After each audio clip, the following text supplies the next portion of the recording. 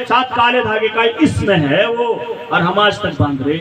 ये काले धागे जब हमारे गले में पड़े होते हैं, जब हमारे पैरों में पड़े होते हैं ना, तो वो आकलन कर लेते हैं जो इस देश को चलाते हैं कि अच्छा अछूत का छोरा है या छोरी है, ठीक है, वो उसी प्रकार से हमें ट्रीट करते हैं जिस प्रकार से हम होना चाहते हैं। हम उसकी व्यवस्था से असल में निकल ही नहीं पाए और हम दुनिया से लड़ने की बात करते हैं। हम आज की हिंदू हैं, बताइए कौन सा हिंदू नहीं है आप में से?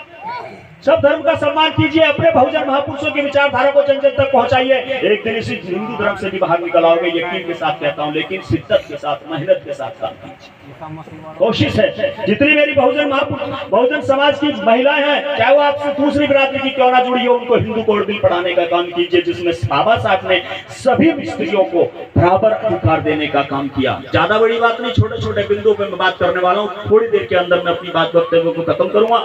ये वो किताब जो मान्यवर काशीराम साहब को दिल से लगी और रात्रि के 6 बार अध्ययन करने के बाद अपनी साइंटिस्ट की नौकरी छोड़कर तुम्हारे उत्थान के लिए निकल पड़े कि हम क्यों नहीं सत्ता तक जा सकते, इसलिए प्रयास किया। और हमारे समाज के लड़के पढ़ते तो हैं पर गंठन नहीं करते।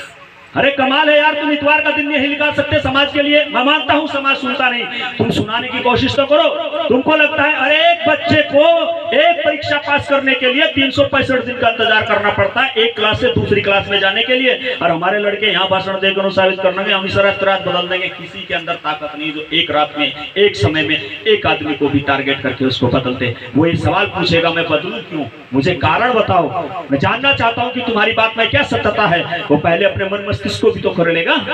यही चीजें हैं, हमें समझना पड़ेगा कि मूवमेंट क्या है। आप 4 साल 5 साल काम कीजिए, यकीन मानिए आपके पीछे 10 लोग जुड़ जाएंगे। यही तो बात है। मान्यवर काशीराम साहब को क्यों कहते हैं, मैं कह रहा चलाता मंजिले जानी मगर लोग आते गए कारवा बनता गया। एक किताब और जो महात्मा ज्योतिबा फूले साहब ने लिखी, गुलामगिरी, और जिसमें जब उन्होंने लिखी तो पूरा के तमाम उन लोगों के पेट में दर्द होना शुरू हो गया। ये वो किताब थी जिसने दुनिया में सबसे पहले हलचल मचाने का काम किया, सारे पाखंड कर्म कांड को उधेड़ने का काम किया। हम समझना ही नहीं चाहते। हमारे समाज के बच्चे भी दूसरे धर्म को आक्रोशित तरीके से देखकर उनको गाली गलौज करते हैं। अरे उनकी बातों को करना बंद करो। जितने यहाँ युवा पीढ़ी है, हमारे पास कैडर नहीं, हमें बताइए, हम तैयार हैं देने के लिए।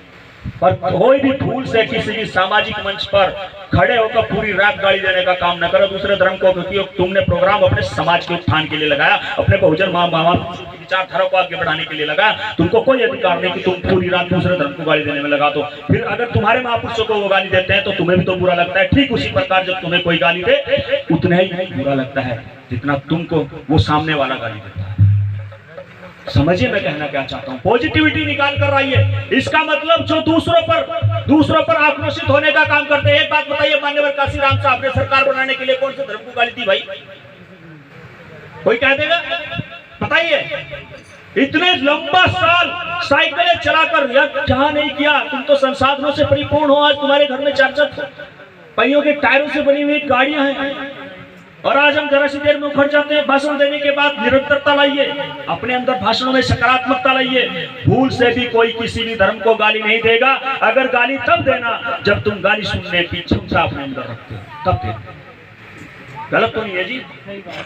दूसरी बात मैं कहना चाहता हूं मेरे समाज की महिलाओं को, तुम जो ट्राली या ट्रैक्टर भर कर जाते हो, एक जानवर का बच्चा मर जाए ना, वो भी कई दिन के लिए भूखा प्यासा रहना शुरू कर देता है क्योंकि उसका बच्चा मरा होता है।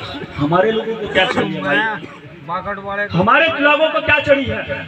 मृत्यु भोज करते हो तुम। जिन लोगों ने ये व्यवस्था बनाई उन्होंने छोड़ दी।